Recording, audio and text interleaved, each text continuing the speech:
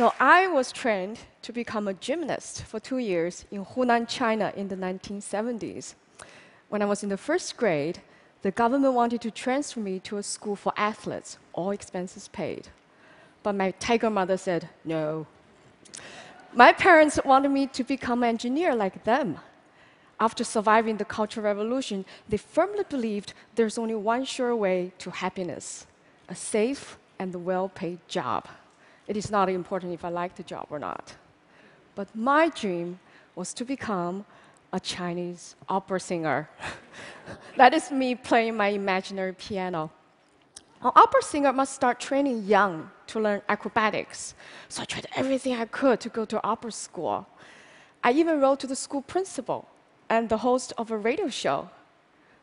But no adults liked the idea. No adults believed I was serious. Only my friends supported me, but they were kids, just as powerless as I was. So at age 15, I knew I was too old to be trained. My dream would never come true. I was afraid that for the rest of my life, some second-class happiness would be the best I could hope for. But that's so unfair. So I was determined to find another calling. Nobody around to teach me? Fine, I turned to books.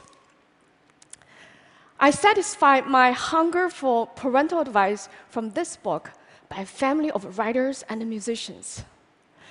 I found my role model of an independent woman when Confucius tradition requires obedience.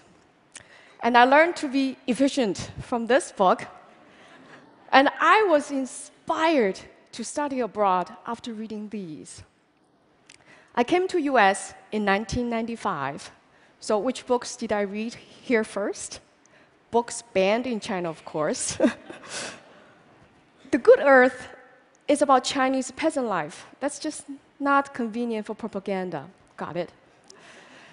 The Bible is interesting, but strange.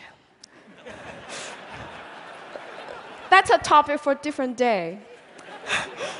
But the fifth commandment gave me epiphany.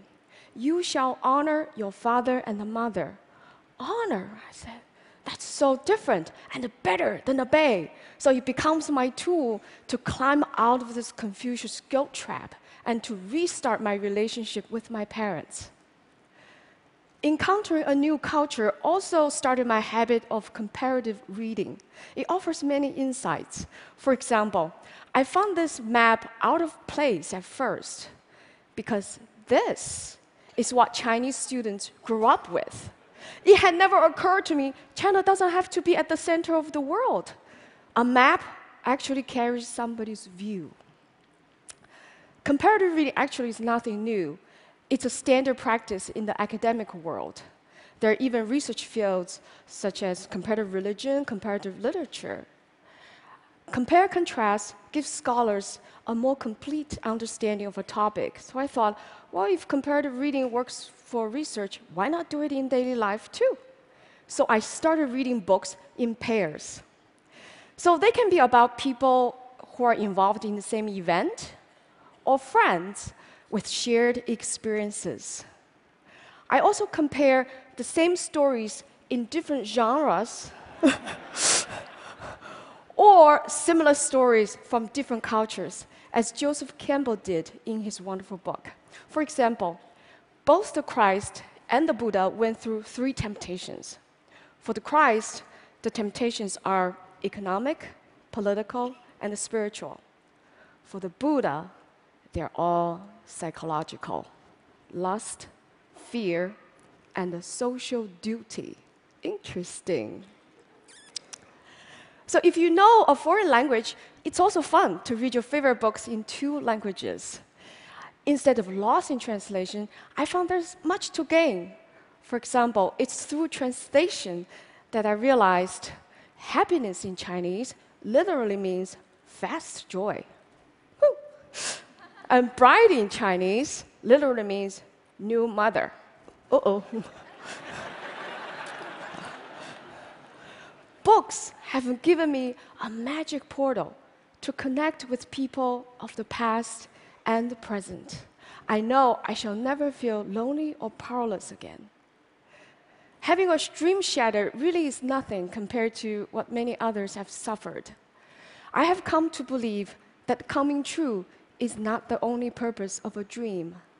Its most important purpose is to get us in touch with where dreams come from, where passion comes from, where happiness comes from. Even a shattered dream can do that for you. So because of books, I'm here today, happy, living again with a purpose and a clarity most of the time. So may books be always with you. Thank you. Thank you. Thank you.